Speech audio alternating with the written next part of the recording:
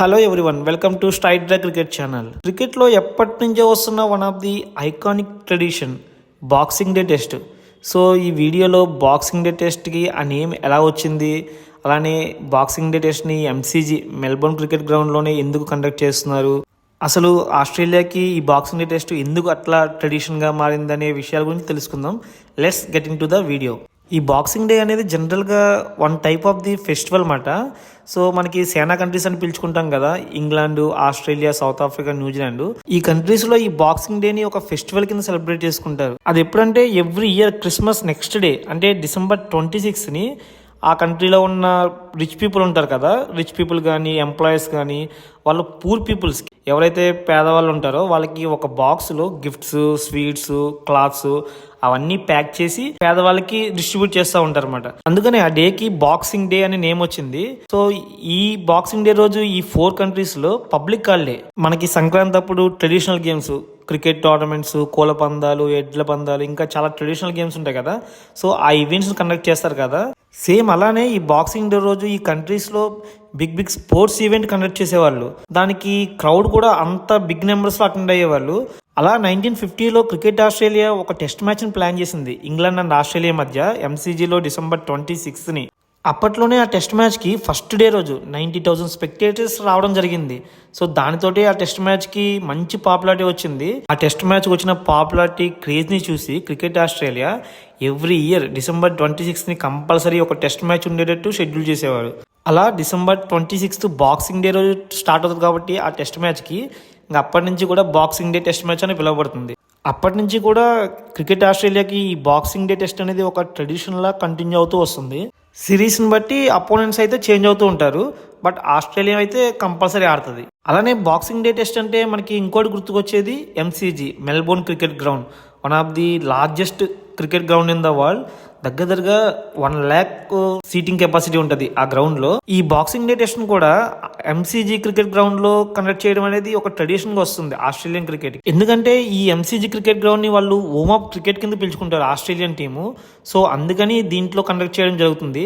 అలానే ఇంకో రీజన్ ఏంటంటే ఈ బాక్సింగ్ డే టెస్ట్ అనేది ఎంసీజీలో జరపడానికి, అలానే ఆస్ట్రేలియాలో అంత పాపులర్ అవడానికి December, January ఈ టైంలో ఆస్ట్రేలియాలో సమ్మర్ వెకేషన్ ఉంటుంది, సమ్మర్ సీజన్ అనమాట. సో వాళ్ళకి అక్కడ పిల్లలకు కానీ ఎంప్లాయీస్ కానీ సమ్మర్ వెకేషన్ ఉంటుంది. లార్జ్ నెంబర్స్లో క్రౌడ్ వచ్చే ఛాన్స్ ఉంటుంది. అందుకనే ఎంసీజీలో 1 lakh కెపాసిటీ ఉంది కాబట్టి ఎక్కువ మంది స్పెక్టేటర్స్కి అలౌ చేసే ఛాన్స్ ఉంటుంది. అందుకనే ఆ గ్రౌండ్లో కండక్ట్ చేస్తున్నారు, అదొక రీజన్ కూడా. ఈ బాక్సింగ్ డే టెస్ట్కి కొన్ని ఐకానిక్ మూమెంట్స్ ఉన్నాయి, అవేంటో చూద్దాం ఒకసారి.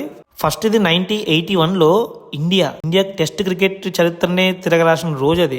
ఎందుకంటే అప్పటి వరకు మనం ఆస్ట్రేలియాలో ఎప్పుడూ టెస్ట్ మ్యాచ్కి వెళ్ళలేదు. అది ఎంసీజీలో ఫస్ట్ టైం 1981లో ఎంసీజీలో బాక్సింగ్ డే టెస్ట్లో మనం గెలిచాం కపిల్ దేవ్ నేతృత్వంలోని. ఇది బాక్సింగ్ డే టెస్ట్కే కాదు, ఇండియన్ క్రికెట్ హిస్టరీలో కూడా one of the best iconic moment ఇప్పటికీ. నెక్స్ట్ 2010లో యాషెస్ సిరీస్లో భాగంగా ఇంగ్లాండ్ అండ్ ఆస్ట్రేలియా మధ్య ఒక బాక్సింగ్ డే టెస్ట్ జరిగింది మెల్బోర్న్ క్రికెట్ గ్రౌండ్లో. సో ఆ బాక్సింగ్ డే టెస్ట్ మ్యాచ్లో ఇంగ్లాండ్ గెలవడం వల్ల ఆస్ట్రేలియా పైన 24 years తర్వాత మళ్ళీ రిటర్న్ చేసుకోగలిగింది యాషెస్ ఇంగ్లాండ్. అందుకనే ఈ బాక్సింగ్ డే టెస్ట్ అనేది ఇంగ్లాండ్ క్రికెట్ చరిత్రలో కూడా one of the best iconic moment. Next 2020లో మనందరికీ గుర్తుంటుంది, రీసెంట్గా జరిగింది కాబట్టి.